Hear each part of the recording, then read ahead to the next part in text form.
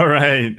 Welcome back to another live broadcast of the Money Lab podcast from the Six Figure Academy. I am your host, Wei Hong from the Six Figure Academy. Now, this is the podcast where we give you tips, strategies, and interviews with other entrepreneurs on how to create that ultimate six-figure entrepreneur lifestyle free of bad money stories, money anxiety, and stress so that you can monetize your dreams and execute your genius. Now, if you haven't already downloaded our free ebook From Money Anxiety to Six-Figure Mastery, make sure you go to go.thesixfigureacademy.com and get it there. It's the perfect complement to all the things we discuss on the show, and quite frankly, it could change your life. Now, if you're joining us live today and you are not on YouTube Live, so those who are on YouTube, we can say hi. Hey. Hi. Make sure you get on Spreaker.com and download the Spreaker app on your mobile device and search for the hashtag The Money Lab so that you can join us in the chat room and ask questions and interact with us and our guests, or even request a specific topic to discuss that will help support you in your quest for the ideal six-figure lifestyle. Now, while you're there, subscribe so that you don't miss an episode and you can catch us every week. For all other ways to find us, go to thesixfigureacademy.com/radio for all the details. And if there's something you love about what you hear on this episode today that you know could help someone you care about, remember, sharing is caring. So share the show to that person, okay? Well, with that being said, I want to introduce you guys to my guests today. Okay, now before we start, there is something really interesting we have to kind of clear the air with, okay? There's a lot that went through to get these amazing guests on our show today. We had to go through compliance departments. We have to go to all them because they are talking about some things that can absolutely impact people's financial lives. So I want to introduce everybody first because there's a specific I want to do it, and I have a script here. Okay, so keep that in mind. So throughout this episode today, it's going to be a little bit different. If I start to go off the reservation asking questions, they have all the permission in the world to say, wait, well, you can't ask that question. Okay, so we're going to have to skip that. And I'll say, okay. So in case you guys see that happening, that's why. But anyway, first I'd like to introduce Dennis Ortiz-Luis. He's a financial advisor here from the Lumen Wealth Group. Well, hello and good morning. We have Chris Campbell. He's also a financial advisor at the Lumen Wealth Group. Hey, hey. Hey, hey. And then last but not least, Julia was a financial advisor at the end right there, who was responsible for helping us kind of tie this all together because we almost didn't make it. We almost didn't get out of the jail cell of compliance to make sure that they can actually show up because they're, like I said, they're one of the good people out there, the good ones out there to help people, entrepreneurs like you, make the better financial decisions and help you guys find ways to kind of like maximize and monetize your dreams and execute your genius. So welcome to the show, ladies and gentlemen. Well, thank you for having us, Wei. So let's get right to it. Okay. I know that you guys are required by your, what is it? So explain, yeah, Julia, you told me this.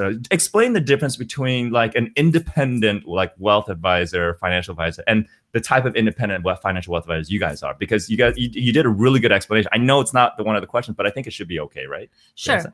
So basically, independent implies that it's up to you, the type of practice that you build, the type of products that you use, the type of decisions that you make in regards to your clients, etc. However, you can choose to affiliate yourself with a larger organization, which is for us Raymond James, or you can choose to be completely on your own. Both have pluses and minuses in what's available to you to use. We chose to affiliate with Raymond James, which gives us a lot of wonderful things, but it also means anytime we are on any sort of live radio, live TV. You mean like this one? Like this one. And if we're doing any sort of presentation, if we're doing public engagements, whatever it may be, the content has to be submitted and pre-approved to make sure that we're not making promises or statements that are unreasonable. Right. Okay, cool. I appreciate you explaining that because it was kind of like an enlightening thing, because I thought independent just meant independent and anybody can do anything if you're independent, right? But that isn't the case. So just so that you guys know, I mean, it's actually a massive treat to have them actually make it into the show, because if you guys had any idea of what we had to go through to make sure that we got approval, that it was okay, we got permission from the parents to have these three on the show. And I'm so excited to kind of hear everything that they have, because we've got these amazing responses that I have for the questions. So it's going to be like your typical, like interview that you see on TV and everything. And so I feel a little bit professional right now, as opposed to kind of how I usually run things, which is I just kind of go off the cuff and say, hey, let's just talk, which we still might do. Right. So I mean, because you three are like fun-loving people. You know, we were just talking about shots earlier. So anyway, I was just thinking you should go into sports broadcasting. Right. You know, you've got the voice. I mean, if I was listening to a sports game, I would get so ecstatic, even if my team was losing. You would have a little bromance with my voice. Oh, yeah. You know, the background, the play-by-play. Yeah. Not that you're not good at this, but this is... Yeah. In case you need a career to fall back on. Yeah, if I need to quit my day job, and I'll just do that one. Well, just do it at night. I'll do it at night. Yeah, that'd be fun. Yeah. That actually would be fun. Maybe we'll do it just kind of on a private. I think maybe it's a compliment. I do take it as a compliment. You could do a play-by-play at one of our events. Okay, I'll do a play-by-play. How about I do a play-by-play when you're with one of your clients, just so that they can have, so they know. It's like so. So here comes Dennis with another one of his stories as he helps. Oh, and I forgot to mention. So I forgot to mention that for those of you who are local and for those of you who want to come visit them after, because you're going to fall in love with these three right here. Their office is actually at Manhattan Beach in California, 90266. And to reach them on the phone, and we'll go over this again at the end, just so that as you fall more in love with them, to call them at 424-330-2323. All right.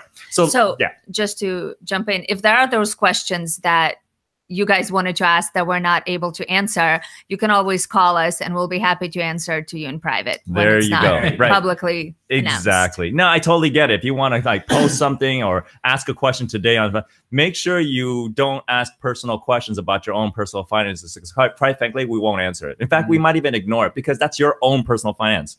Right? Right. Okay, so with all that compliance stuff, we put the elephant on the table. So in case it starts getting weird and stuff, you guys know why. Let's go ahead and jump in with the first question, because the Money Lab, we always ask our guests, the money story, Pete, because that's what drives all of us in terms of our decisions around money and everything like that. It's okay, Dennis. You don't have to be nervous. I see you're sweating already. It's all right. It's all right. I'm right. I'm right. Well, if the window's open, then everybody will get distracted by the sound that comes in. Anyway, so what I want to do is I want to kind of, you guys can choose who goes first. But here's the first question that I want to ask is, what are each of your money stories that you grew up with? And eventually we'll talk about how that led you to doing what you're doing. But what are your individual money stories that you grew up with? Who wants to be first? We can go by looks. So Dennis, you can go first. Wait, youngest look. I don't know. I'll go first. Well, okay. Well, my parents growing up, and again, most of your stories are obviously going to come from your parents, the people who influence you the most. My parents are immigrants from the Philippines to the United States. Are you first generation here? I think first generation. First generation is when the first person that born here from the family. I wasn't born here. So you're zero generation. I'm zero. Your kids are first generation. Okay, got it. So I'm zero generation. I was born in the Philippines, but moved here when I was 2 years old. So growing up, it was about like what they did in the Philippines and the culture behind that. They were very conservative. They never really invested their money. They didn't understand stocks, bonds, mutual funds, or anything of that nature at all.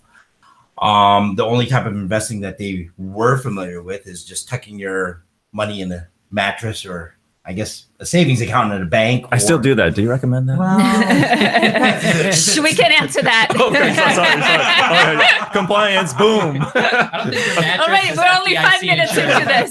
Violating compliance already. Sorry, my bad.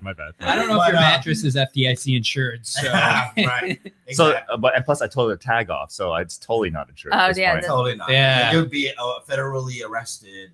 Can you believe that? They used to fine people for that. They did. They still do. It's Why? Still there. I don't know. Because you're going to have the feds in your house checking out your mattress. What kind of parties are you having? That's exactly what it is. That's a compliance issue on my side. You don't talk about my parties. But for the most part, all they really knew how to invest is putting money away in a savings account, and whatever interest in the savings account, that's really what they got in return. Another way is owning a house. That's really all they knew. Right. I guess the unfortunate thing that happened to my family growing up, and I guess one of the many stories that I have and I'm sharing, is at the ripe old age of 50, my father had a pretty massive stroke. Okay. Debilitating to the point where he actually had to retire early from his job. Wow. Because of that lack of knowledge, they really didn't have any insurance or anything like that, no disability insurance. And not only that, my mother took over our finances. Okay. Which was pretty bad. She didn't really manage it very well Okay. to the point, because my dad pretty much did everything. You know, is that a common thing that you find? Like not well, maybe in your culture, do you see that often, or? Well, I do. To be honest with you, in my culture, I do see a lot of the wives actually handling a lot of the finances. My dad happened to do both sides of it. Okay, so your situation is actually unique for your culture. I would think so. I mean, I haven't polled 1 million Filipino families, but I'm just saying. Come on, you're like the rep. That's your side gig next. Yeah, that's your next job. That's my next thing. Mark that. But unfortunately, after my mom handling the finances and she only being the breadwinner in the family, right? 2 years later, they had to foreclose on our house. Wow. So it was honestly, I have vivid memories of us losing that house, and it impacted me a lot. Right. Going forward. Right. I swore that would never ever happen to me. Okay. And I would really be knowledgeable and not be ignorant about investments. Right. And it hasn't happened to you. Knock on wood. No. That's awesome. 2007 was close, but no. Yeah. No. Things have been really good. So. Yeah, that's good. That's a great motivational point to see, having gone through that. And there's a few other things that you've shared with me personally that you've gone through as well that has also shaped more of what makes you so good at what you do today, you know, and why you're so committed to helping the people that you help. Right. Yeah. And we could discuss a little bit more later on about it. Yeah. Okay, cool. Because it is important. Right. I think in how I am today. Yeah, totally. Okay, good. So thank you for sharing that. Who's next?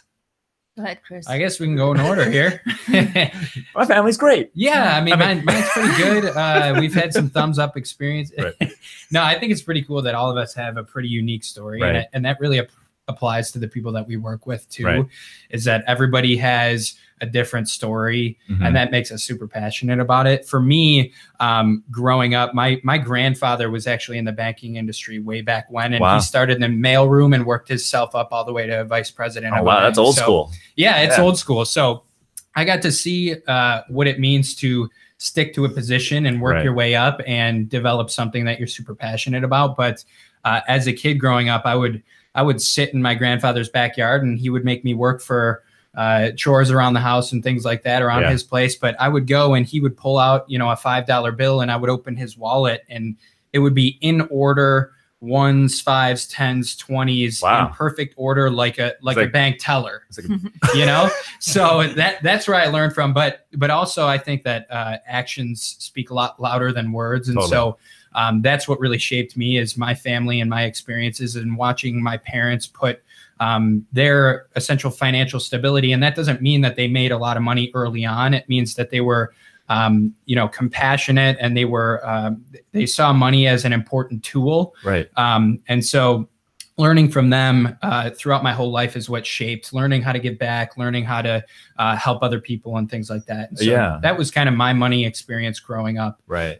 So being able to learn how to implement that in our practice and my personal life is what really shaped me. Yeah, that's such a cool thing, because being able to see that even despite the fact that they weren't like making millions and millions of dollars, but they still had very sound practices and habits, which you adopted, Right. I for one didn't adopt any of my dad's good habits. And so I had to kind of forge my own path and figure out what my habits were going to be. Yeah. But it's great that you were able to do that. And then now, I mean, like Dennis, I mean, when I've spoken to you on a private level, you were able to I was able to pick up how passionate you were about helping others, because you probably recognize not everybody grew up with such fortunate circumstances with being able to see, a teller type of wallet configuration. But there's something more to that, not just the organization piece, just being responsible and being smart with like the money piece, right? And wanting to pay it forward that way.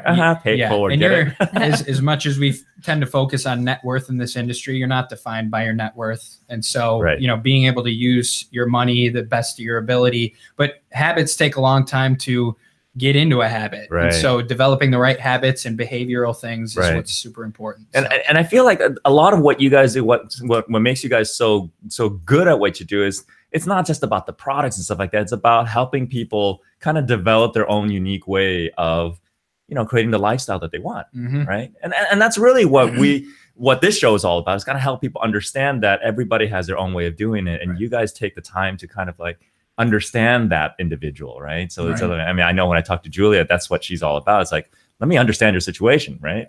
So cool. So speaking of which, nice little segue. Julia, what's your story? You're not from this country either. Right. Yes. So similarly to Dennis, we moved here in '96. I was a bit older than Dennis was. I was a teenager. And so things where did you move here from? Moscow, Russia.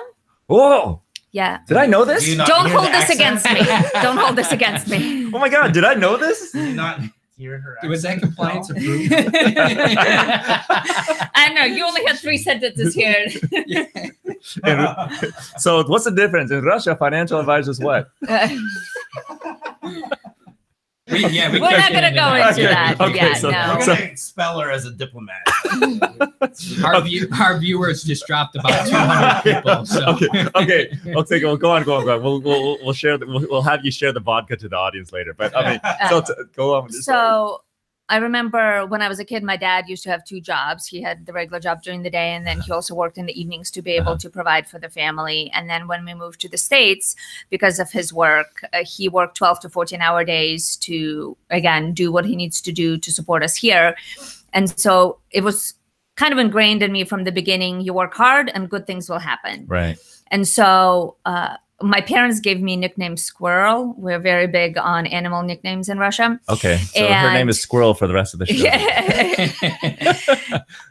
Primarily because as I babysat or I had other, little gigs as a teenager or in high school, I would always set money aside, and my parents equated that to putting nuts away for the winter, like the squirrel does. And so that's where it comes from. So you were doing that. You were putting money away as a kid already. Right. Yeah. Because I knew you're going to need money later for something. And wow. So that has always like you were born with this ability to understand how money works. It's like, I'm going to squirrel money away. That's why she pays for our dinners every time we go out. Yeah, because she's been saving since she in her cheeks. Yeah. Right. She pulls the money out from her cheeks and put it on the table. I think squirrels actually hide it in places. Oh, I think it's chipmunks. Under the mattress. Oh, I just got schooled.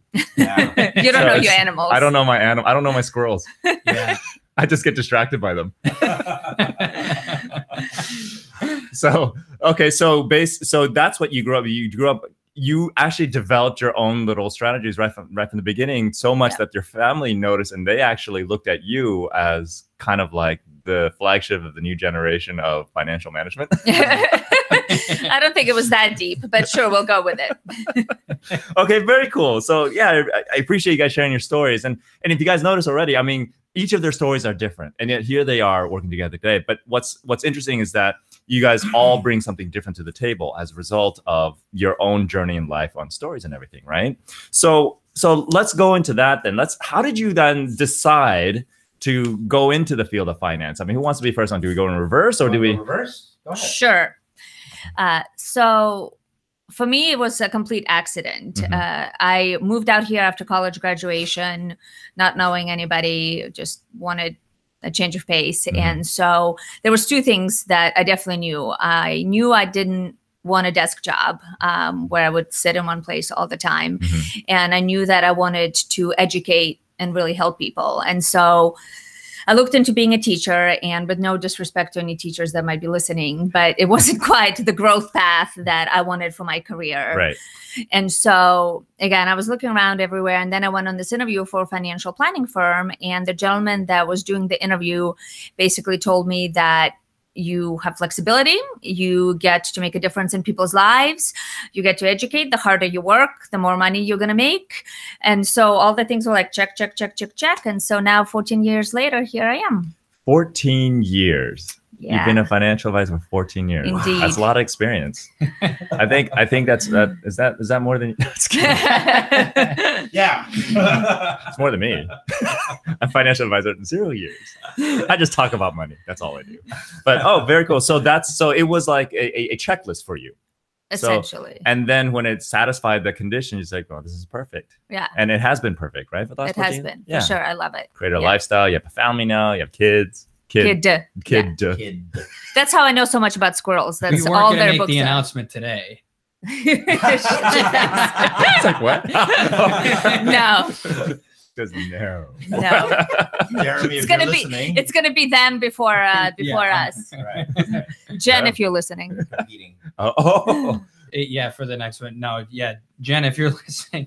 Well, I mean, she's got her little path going on, and she's out there. She's actually at an audition right now. What is she doing? She just left an audition. Nice. So I signed a non-disclosure for that one too, and I don't know if compliance will approve me talking about it. So talking about your wife, singer, and she's incredible, and we get to listen to her sing in our office on the radio all the time. So really, she's on the radio from time to time. Oh wow, very cool. She's a really good singer. I heard her for the first time on Friday. Really? Yeah. This whole time you haven't heard from her? I haven't. No. That's how much he cares. That's how much he cares about his team. They live too far. They live too far. What's too far? Sherman Oaks. Oh yeah, that is kind of far. It's over through. It's through the wall of fire. Yeah, we're 405. It's such a funny thing because I used to ride motorcycles all the time, and in the summertime, it's nice and cool. Well, it's okay. I mean, it's like 80 something degrees at the beach, but then when you ride into the valley, you have no idea 105. When you're outside of the car. There literally is a wall that happens, and you drive it. I'm like, did I just drive into? Where did I? Oh my god! It feels like a wall of fire that you just drove through when you hit the peak of 405. Really? And you go through. Oh yeah. When you're in the car, you don't feel it. Wow. When you're on a motorcycle, I didn't know that. It's like boom. I'm like, oh my god, it's so hot. Yeah. That's nothing. Yeah. Well, I feel the same way about 26th Street and Santa Monica. We used to live in Brentwood, and it would be like blue skies and sunny. And I'm like, I'm going to go on a run down San Vicente and across 26th Street, and it's clouds and overcast and like 72 degrees. Yeah. And I'm like, what is going on? I didn't bring my jacket. Yeah. Run faster. Exactly. Okay, cool. So how did you get into it? So I'm pointing at Chris in case you guys I didn't even say a name. I was like, how did you get into it? So I wish my mother was here to answer this question because she's been telling me that I should either be in finance or be a lawyer since I was probably 2 years old. So no, for me, I can see both. Yeah. Well, I didn't know how quickly school was going to go by, so I took the latter route as the advisor because I didn't want to go to school for 16 years to be a lawyer. But needless to say, I feel like I have a decent leadership mentality, and so I like to apply that to different things. And when I was in high school, I interned with a financial advisor, a wealth management group, and his personality and the relationships that he had with the individuals he worked with was incredible. So it was really fun to see. So I decided really early on in high school that I wanted to be a financial advisor. I had no idea high school. Yeah, I had no idea what I was saying or what that entailed. And it's still a learning process, but I really enjoyed being able to be hands-on with individuals, putting them in a better position than they were before, and having that relationship, celebrating the experiences and the accomplishments along the way. Right.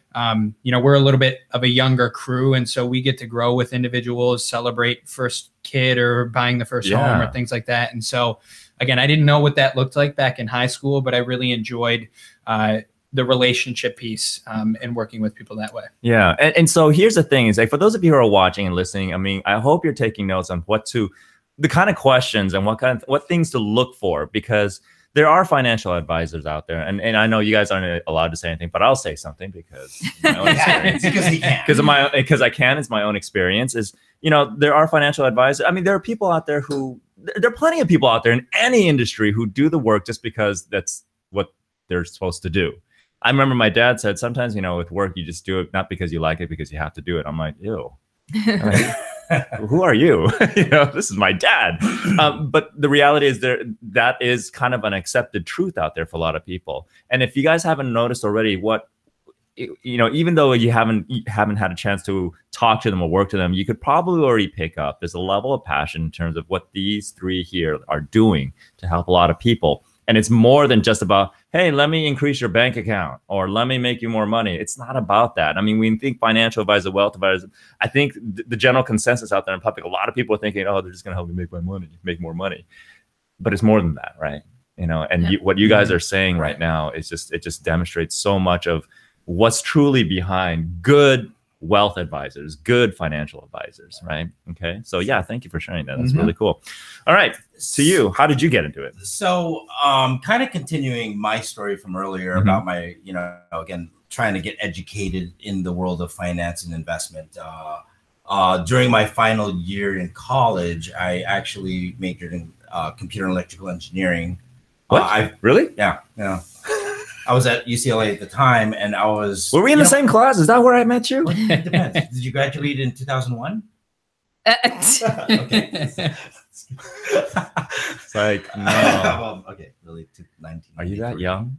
You have good genes, but not that good of jeans. I just bought these jeans. What kind of jeans are they? I don't know. I got Hugo Bosses on. What do you got? I think they're Hugo Boss. Really? No, Calvin Klein. Calvin Klein? Yeah. Oh, that's he's trying to play a younger age. That's what Yeah. I try. Yeah. At least it doesn't have any rips in them. That's what I am. So, See, we have a good balance there because I do the thrift shops for my jeans. Really? 60 years old. Not really 27. He's 60. So so you're probably like that song, like I'm gonna pop some tags. Yeah. Yeah, pretty much. He's Yeah. trying to find his old clothes that he used to wear back in his other Right, but that's the fab is buying jeans with holes and stuff like that. Yeah, get with And the so, program, man. Start. you know- Here, I have scissors there. You want to cut? Yeah. I have a dog at home and little kids, so It'll happen. It'll happen at some point. eventually. It'll eventually happen. So continuing on, I was about to graduate. I'm probably going to make a decent amount of money. I figured, okay, well, while I'm in college, why don't I? Oh, there's the camera. Why? What are you looking at me for? While I was in college, I figured, okay, the best way to learn is to actually work for an investment firm, and so I did. I happened to work for Bear Stearns in Century City. I worked underneath a stockbroker who had been in the business for about 5 years. Gave me an opportunity because his cold caller happened to not show up and not come in. I said, he asked, do you know how to use this thing? And I said, what is it? A telephone? I've used one before. And lo and behold, I kept calling 200 people a day. And it was like magic. And it was magic. And I'm somewhat personable a little bit and was able to I agree. double his book. Crickets. This girl. Wow. I was able to double his asset base within that short period of time. Wow. Of almost a year with him. Okay. And how did that feel for you? I mean, I think it's more. It goes beyond just you. Helping him make money. Well, yeah, and what was cool about it? It was in the early '90s. I was 23 years old. I had a computer and electrical engineering background. Right. So this is before the technological revolution of the '90s, right? Before the internet came out. So being able to explain what these companies did to just a regular person really, was empowering for me. Right. And not only that, seeing their stock prices go up because the technology stocks just took off. Wow. And people always wanted to know what else I liked and and understood in that whole technology world. Yeah. And I'm like, you know what? I like this. I could still kind of use my engineering background, computer skills that I had and implement it into more broad general basis of, implementation from corporations. So are you saying that because of my engineering background, I could join the Lumen Wealth Group? No, not anymore. There's already engineering in the group. So not. There can only be one. What do you need? So he offered corporate headquarters of Bear Stearns, said, why don't you guys move back to corporate? You guys are doing a great job. So he went back there, offered me to be a full partner. And I decided. That's in New York City for those that don't know. Well, in NYC. NYC. Yeah. One of the best cities? Really? Oh, yeah, I would think so. Yeah, I love it. I love New York. One of the best. One of cities. the best. Oh, I thought you. At first, I heard you say the best. It's next close. to Buffalo. Buffalo is actually called the City of Good Neighbors. Do they have good buffalo wings? Yeah, but they don't call That's them where they go buffalo wings in Buffalo. They just call them wings. Oh, really? So we're not going to get into that, but. What does that have to do with financial wealth? Buffalo wings. Buffalo wings. So I ended up making a decision of not going to the engineering route and go to the Wall Street world. Wow. And made the jump and moved to New York and got licensed. And You got to be careful when you say make the jump in Wall Street. I'm just saying. That's true. I'm just saying. Yeah. You don't want to 2008, 2009 compliance. Yeah. We don't recommend jumping from buildings. And we don't recommend using the word jump. It's kind of like airport. You know, right. you don't want to say bomb. You don't want to say jump in Wall Street. Anyway. So that's kind of how I got started in the business. Wow. Yeah. And it sounds like, you know, if we had more time, there's depth to what you've experienced, you know, because you were there. Right. During the whole 9/11 thing. I was. You were literally there. You were actually one of the people that left the building that were able to get away from the building. Or in one of the local buildings, right? Yeah. I at that time in 2001, I was working for Lehman Brothers, which happened to be right across the street from the World Trade Center. And yeah, the first plane hit. Obviously, I didn't know it was a plane. I thought it actually was a bomb that exploded at the World Trade Center. And pretty loud, yeah. Well, it wasn't even the noise. I just felt the rumbling. It was a huge rumbling in my monitors were shaking. Wow. I had a view right across the street, and I peeped out my window, and all I could see was a sky full of paper and fire. Oh my God. And I can't even imagine. Yeah, and that's what I experienced initially, and then went down. We happened to be right across the street, and as I was looking at the burning buildings, that's when I saw actual people jumping off the building. Wow. And it was definitely a traumatic experience that I had. Yeah. And I think on a different occasion, we could probably talk about how that directly impacted your path, you know, to getting you where you are today. Right. But that's intense, man. Yeah. It's intense. I can't even imagine. It was definitely life-changing for me, and a really good wake-up call in what I want life to be for myself. Because it sounds like you were kind of like on your typical Wall Street path. I was looking to hopefully make 50 million a year.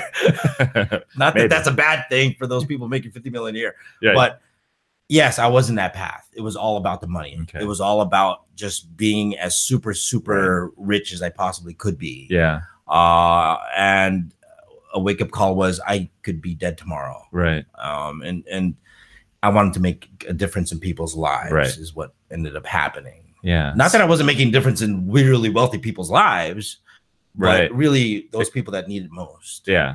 Yeah. You know, and what I love about this is that each and every single one of you, and I think you curated this on purpose, bring something different to the table. I don't know, and which was what makes Lumen Wealth Group such a unique offering, you know, for people because of your background and what you guys do. So, so let's lighten that up a little bit. Now that we got, I know, sorry to bring everyone down. Talk about that. Like, you started it. You asked the question. No, well, I mean, you kept going with it. I would say on a different occasion, let's talk about it. But you're like, oh my God, he's going to. Okay, right. So creak the door open. I know. My bad. It's like. You didn't end with it. But you didn't end with it. But it was it was an important it's like part. Next week. No. Right. All right. So it's like, check, please. Okay. Anyway, so let's go to the next question, because I mean, we could talk about this all day. And the next question is a real simple one. And it's something that, you know, every entrepreneur, every individual who has on a path of passion and purpose, it has this, you know, inquiry, not just for themselves, but wondering how other people do it. What gets you out of bed every morning to do what it is you guys do? Because I can't imagine it's like an easy thing to do, to work with all these different people's financial portfolios and everything, and having to be constantly thinking about, you know, how do we make it do the best we can for them? You know, there must be days where it's like overwhelming. You're just like, oh my God, I need to go to bed. You know, and then I know I remember talking to Julia, and it's like 8, 9 o'clock at night, and I'm talking to her, and I was like, where are you? And she's like, I'm in the office. I'm like, what are you doing at the office? And I was like, I was at the office too, but anyway, the point is, I want to find out what gets each and every single one out of bed today, you know, beyond just saying, oh, I want to take care of the planet or I want to go make that coin. Yeah. Right. Well, we'll go back this way again, I guess. Yeah. Again, continuing the change and purpose of my life.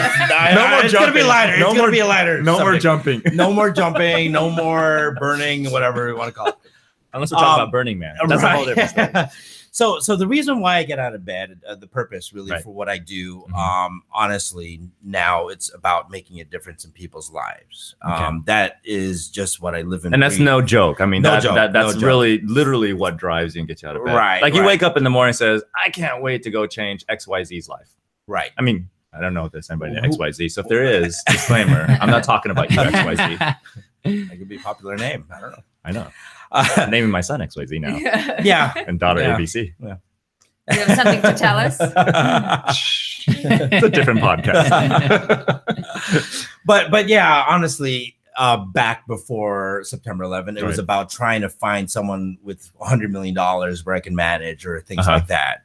Now, what gets me out of bed and what feels so purposeful is finding someone that actually doesn't even have a lot of money, helping them create wealth, or even people in debt, helping them manage, getting out of that, helping them structure, finding and helping families that, know that they have a couple kids in college and try to help them get to a path and how to save for that. So a lot of education. A lot of education. I do a lot of 401k plans for businesses, and bottom line, educating the employees on why retirement is important and why you should put money in a 401k plan. That is really today for me really powerful, because I mean, truly good financial and wealth advisors like you guys, there's not as much like, I'm going to do this for you. It's more so like, I'm going to educate you to help you make the best decisions that's for you.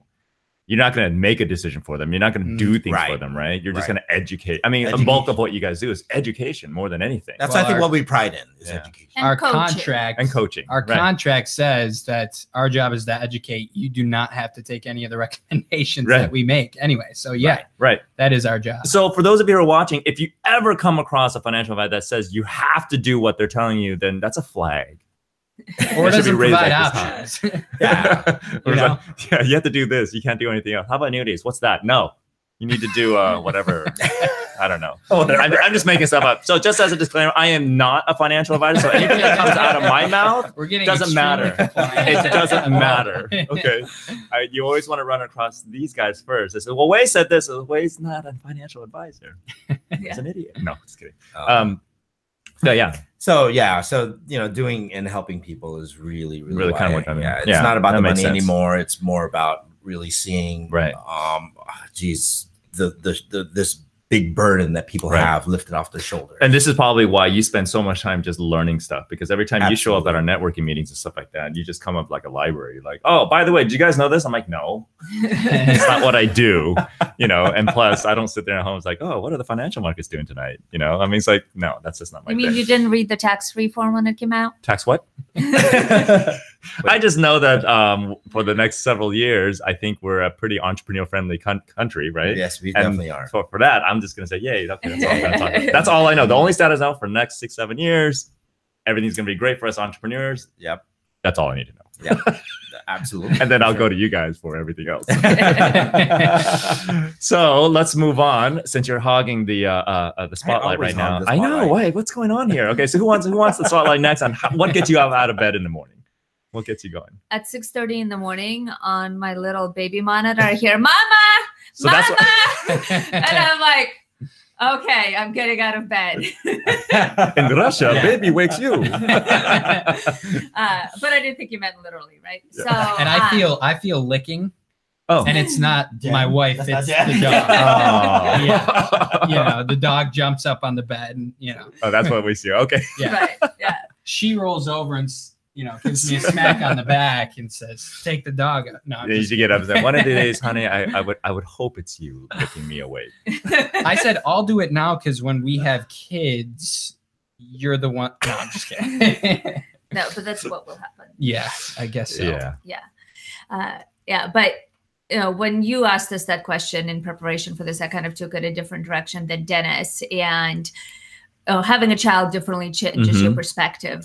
So Nathan is 2, and thinking about giving him a wonderful upbringing involves certain things, and living in Los Angeles, those things don't come easy. And so wanting to make sure, going back to the fact that my parents provided me a really lovely upbringing, and we're now in the States and all of that, doing the same thing for Nathan, so that as he's reflecting back when he's in his 20s, 30s, 40s, whatever, he'll be able to say, thanks for bringing me back to Russia, Mom. No. Yeah, not going there. Like back and forth, coming every generation. No, just kidding. Yeah. I haven't been back since, so clearly we're not going back. But I also really believe in work hard, play hard. And so my husband and I love to travel. We love live music. We love good food. And so you work really hard and you put in the time in those 14-hour days or, 8 p.m. nights. Right. Because if I want to take a Friday off because we want to go somewhere for the 3-day weekend, I can afford myself to do that. So what does it mean to play hard? What comes up when you say play hard? Because when I think about play hard, it's like, just put all your... You had your time. I was just in Vegas last week. We were in Vegas for last week. Dentist compliance.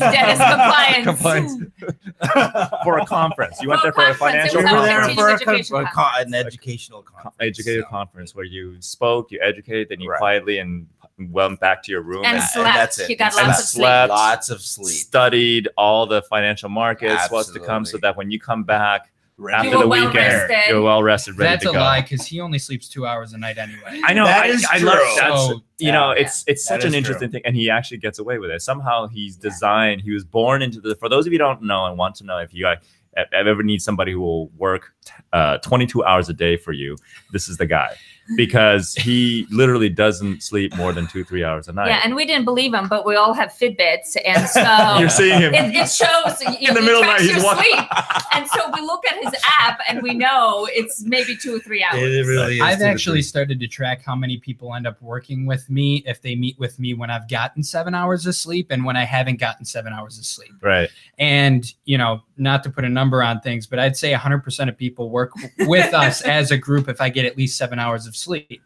Oh, in terms of conversions. Yeah, exactly. Wow. I mean, I haven't actually ran those numbers, but my recommendation would be call me in advance to see if I've gotten 7 hours of sleep. Yeah. So that's the caveat. So with Dennis, for those of you watching, don't do what Dennis does. Okay, he's an anomaly. It's a skill set. It's an anomaly from working Wall Street, and I think having gone through what he went through, it just kind of like shifted something. So I don't need that much sleep. I need to make up for lost time or something, whatever. Yeah. But for the rest of us people, don't do that.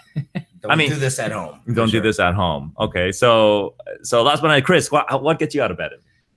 Oh man, I come from a background where I've always been taught to love others more than yourself, and so I mean, as the human generation and population being the most selfish people on the face of the planet, or things on the face of the planet, that's a struggle. And so learning how to do that is what I try to strive for, and figuring out how to implement that. So my motivation, when you don't have a boss or somebody hovering over your head, you've got to find motivation somewhere else.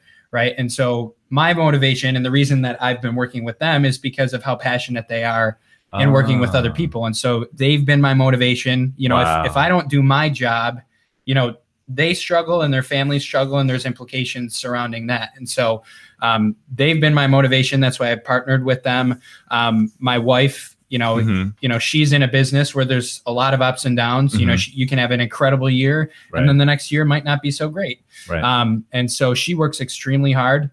And I feel like I've got to be able to at least match that. It's going to be tough, but she works extremely hard. Our church, we're super passionate about helping the people at our church in the Valley. And so the people that are there, they come to us with a lot of and lean on us for certain things, and we lean on them for certain things. And then my family, again, they've been a motivator for me because of the way that I've seen them act as I've grown up. And so I want to make half of the impact that they've made on me and the community and things like that. And so my motivation is others, and hopefully by me putting myself in a better position from a business standpoint, then I can start to make that impact. So, so absolutely, coming from a total place of service. I mean, you have your two rocks next to you, like supporting you and motivating you. And then you just having this kind of like desire to continuously serve on all levels in your life. Right. You recognize what your skill set is, and you realize you can't do it all. For me, I'm one part of a body. And so, you got to have all your fingers working together, and I might be the thumb, but if I don't have my other fingers, I'm going to be debilitated. Or if I'm the arm and I don't have one of my legs working, I'm going to struggle to get through life. And so I need to have and put myself in a position where I can use other people who are really skill set in certain things to lean on. And hopefully, in essence, by my leadership and my actions, they'll lean on me and trust me to guide them in the areas that they might not be as good at. Right. And so speaking of which, what is your main role? What is your position in this group, this dynamic? It'd be interesting to kind of see what each of you do. Yeah. From that standpoint. Yeah. I mean, like I said, I'm the oldest and the most experienced in the business. And so no, my role. Yeah, man, you aged terribly then if he's the oldest. 22. At heart. I'm the oldest at heart, but no, my role on the team is to, and I don't know if I'm talking about both of their roles too, but my role. Yeah, go for it. It's in our script here. It's approved. Okay. It's approved. So I guess I'll start with Dennis. Dennis is the most experienced. And so from his technical analysis and engineering background, he's our investment guru guy. I mean, the stock market out here opens at 5 a.m. And so you're talking about a guy that, is out and about meeting everybody there is to meet and socializing with all of the people that we work with and things like that. But then is first one in the office every single day to really do the technical side of things. And so we lean heavily on Dennis from his investment experience over the past 23, 24 years. And so Julia is the structure of our group. I mean, she lays the foundation. She keeps us in line. You can probably tell from this podcast that if we didn't have her, we would not be able to. Compliance hammer. Yeah, exactly. Though I'm pretty sure your personality assessment said I'm a child at heart. So it's in there. So that's the play hard that part. actually the play hard part, work hard. No, that actually allowed us to get away with what we got away with so far today. So so Julia is very structured. She's very organized. She keeps us in line. She's very well versed on the administrative side of things. It makes our practice flow. We're both of us are able to turn things over to her that she's really passionate about, and it's not like she doesn't like doing these things. Which is financial planning, because he still hasn't mentioned that. Oh yeah. Which leads me into financial planning. So my role is to meet with the individuals at first to see where our team can truly add value to their situation. And so recognizing, is there a basis of us moving forward so that I can bring in Julia to really get into the nitty-gritty details of the financial picture, because she creates and develops through our financial planning software a financial webpage for each one of our clients that we work with. She rummages through their financial closet, basically. It's like, exactly. What do you got going on over here? What's happening? I mean, anything with a dollar sign, we would hope that they come to us with. And so that's really the questions and things that we ask. Our job is to ask questions. And so Julia is extremely good at recognizing follow-up questions to ask, to really dive into, not just the surface level, what are you hoping to accomplish type things, but how can we really put you in a better position? So she builds out all of the financial plans. And then my role is new business development. I don't have a child other than our puppy and my wife at home, and she's very active as well. And so we get to go out and do things. And so being able to recognize opportunities and where we can work with individuals, that's my role. And that's been my role for the past 7 years. I love how you guys have blended both taking your personal life into consideration to define the roles that you guys play, because you have that flexibility and that freedom now. Let's maximize, let's optimize that, and just be the one that goes out there and develops new business. Yeah, I mean, I'll get emails from her at 11:30 p.m. and 6:30 a.m. So we're not the 9 to 5 type of group. And she's still at the office. Right, exactly. So Saturday meetings, Friday night at 7 or 8 p.m. meetings. Wow. We got to make it work, and that's our job, is to make it convenient for the people that we're working with. Right. Wow. Okay. And what do you do? I mean, you're just a library or what? I mean, what is it? Like that. Yeah. I send them emails at 2 a.m. and 4 a.m. Right. But the great part, because we run our group and we have flexibility in schedule, since Dennis and I both have kids, my son's daycare is done at 4:00. And so a couple days a week, I pick him up at 4 and he goes to bed at 7. So 4 to 7, I'm with him. And that's really important. His kids take taekwondo lessons and play baseball and do all sorts of things around Manhattan Beach. And so he also has similar things. Well, he'll go drop them off and then be able to have a evening meeting. So it's not that we work 14-hour days every day, but we do have that very nice. You guys are like cyborgs. So it's like what's happening. Yeah, I didn't want people to get the impression that that's all we do. You know, God knows what our kids are doing, but yeah. Right. So I just realized we're actually running out of time. Wow. Time is flying. And we have like, how many more questions? Oh we have goodness. like. Hold on, I have to read this disclosure. No, we're not there. We're not there yet. finish. I'll let you know. Okay, so just to let you guys know, the most exciting part is coming at the end. Wow. Where Julia gets to step up and perform and read the disclosure that comes out. But we're not there yet. We're not there yet. We're not there yet. Okay, so so I guess I have to kind of choose because I mean we have like 5 other questions that we kind of have things, and so I might just have you guys come back. Well, do we have to go through that whole thing? No, because we have the rest pre-approved. We're good. Oh, okay, good. So maybe I'll have you guys come back, you know, at the next season, not the next season, but like right before summer or wherever when people start to episode 112. Yeah, maybe episode 112. Well, yeah, 56. Yeah, in a year, because maybe in a year's time or something like that. Yeah, so that's too long. September. So what I want to do is I want to pick one question here that is actually going to be really, really cool for because our audience are entrepreneurs dealing. A lot of them are dealing with money anxiety. So maybe, Julia, this one's actually probably good for you. It's like, you know, you guys obviously for a lot of what you guys do help your clients overcome some level of money anxiety, right? You know, you guys are stealing work away from me. No, I'm kidding. If so, how do you help your clients do that from the context of what you guys do? Yeah. You know, because I mean, money anxiety can be handled from a variety of different ways. And I don't know why there's a little his thing going on, but go on. Right. So as Chris pointed out, we have to ask a lot of questions. Mm-hmm. And so money anxieties can come from all sorts of different places. And we can't assume that for client A, it's the same as client B is the same as client C. So we first have to ask enough questions to find out where is that coming from. Maybe it's because of something their parents did or didn't do. Maybe it's because they're in a situation right now which is not where they imagined themselves to be at that age or stage in life. Right. Maybe they're not in a type of career that they want to be, whatever that is. We have to first get to the bottom of it and really understand what is it to them. Mm-hmm. And then we address it and figure out what can we do to help elevate some of that anxiety.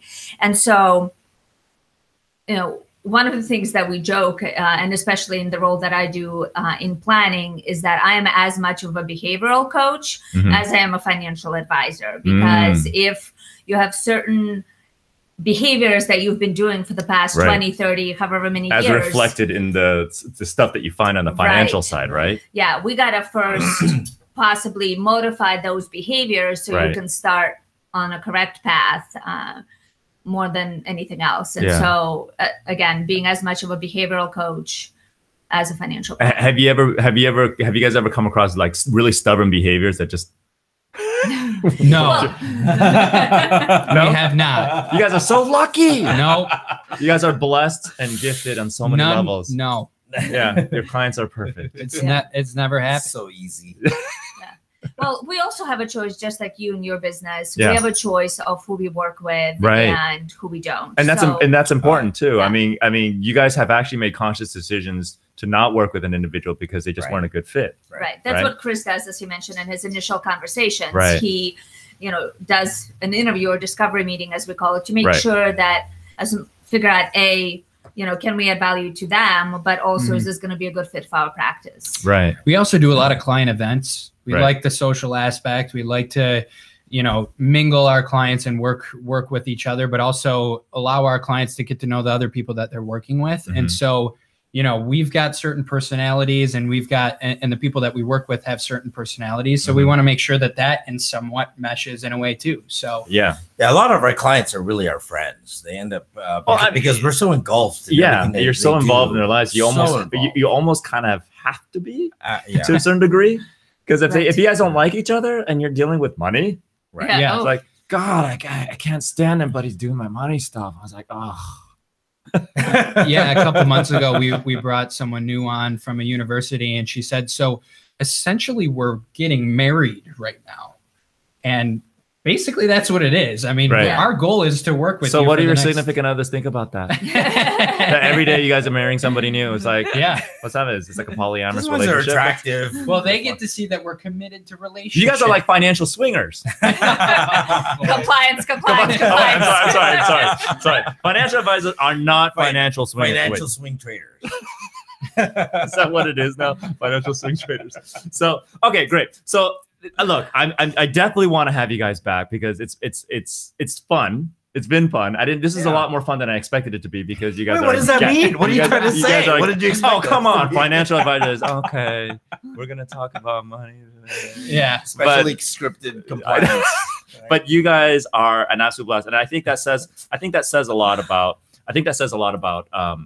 how unique you guys are in terms of how you guys do what you do, why you guys have great clients because of your personalities, because of what you guys each bring to the table individually, and how it all meshes together, and how you guys honor and respect each other and be able to have fun with each other too. So one of compliance, maybe let us know how people can reach out to connect with you. Give us all the different ways that people can do it. Your website, your email, your phone numbers, your social security numbers, compliance hammer, boom. Okay, no. Yeah. So we have, you gave out our phone number earlier. You could give it out again. Yeah, give it out again. 424-330-2323. And then we each have our email addresses. So either Chris, Julia, or Dennis at lumenwealthgroup.com, LUMEN group.com. Lumen Wealth Group, sorry, missed the word in there. And then we have our Facebook page, /Lumen Wealth Group. That's a good place to go. We have a lot of content on there, as well as our website, which is www.raymondjames.com /Lumen Wealth Group. So either one of those, I would say, is probably the best. Or you can come to our office and just knock on the door and or come to one of our friendly events that we have. Yeah, you guys do it very often. Yeah, we list the events on the website. So come check it out. Very cool. Yeah. Okay, so what we'll do is also when we're done, compliance can send over compliance can send over all the links, and we'll post it on the comments, so that way people can just go right into the comments and get all that information. That's okay, right? Yeah, totally okay. All right, so now's the big moment. Now is the big moment where Dennis and I can leave now. Okay, this is the gift that you guys get for listening to all the way to the end. You get to hear what is it called? Required disclosure. The required disclosure. So take it away, actor Julia. On the radios, they usually speed this up. Oh, okay. Yeah. Do it as fast as you can. Yes. I'm kidding. Securities offered through Raymond James Financial Inc., member FINRA SIPC. Lumen Wealth Group is not registered broker-dealer and is independent of Raymond James Financial Services. Investment advisory services offered through Raymond James Financial Advisors. Raymond James is not affiliated with and does not endorse independent third parties named. Views expressed are not necessarily those of Raymond James Financial Services and are subject to change without notice. Information contained herein was received from sources believed to be reliable, but accuracy is not guaranteed. Information provided is general in nature and is not a complete statement of all information necessary for making an investment decision, and is not a recommendation or a solicitation to buy or sell any security. Asset allocation and diversification do not ensure a profit or protect against loss. Past performance is not indicative of future results. Investing always involves risk, and you may incur a profit or loss. No investment strategy can guarantee success. There you go. Hey, well done. That was the best. That was the gift. Aren't you guys glad you stayed all the way to the end? Okay, cool. So, well, I would love to have you guys back if you guys want to a little bit further on down the road, if you guys are okay with that. Sure. For sure. Yeah. Do you guys have a blast? Yeah, thanks for having us. Thank you. Okay, cool. So that's our show for this week. Again, if you found this episode to be valuable, which I did, but I mean, hopefully you guys did too, and know of someone else that could benefit from what we talked about today, then share it. Review us on iTunes, Spreaker, or like the episode on Google Live or Google YouTube Live. What is Google Live? And did you know we even have a Facebook group called The Money Lab? Join us there to dive even deeper into bad money story elimination strategies. Cool. All right. So that's a wrap. Take this week to apply the knowledge from today. Have an amazing week. We'll catch you next week on the Money Lab Live podcast, where we will have Nancy Gaines talk about how traumatic events create money anxiety. This is Wei and the Lumen Group from the Six Figure Academy signing off. Bye. Look at that.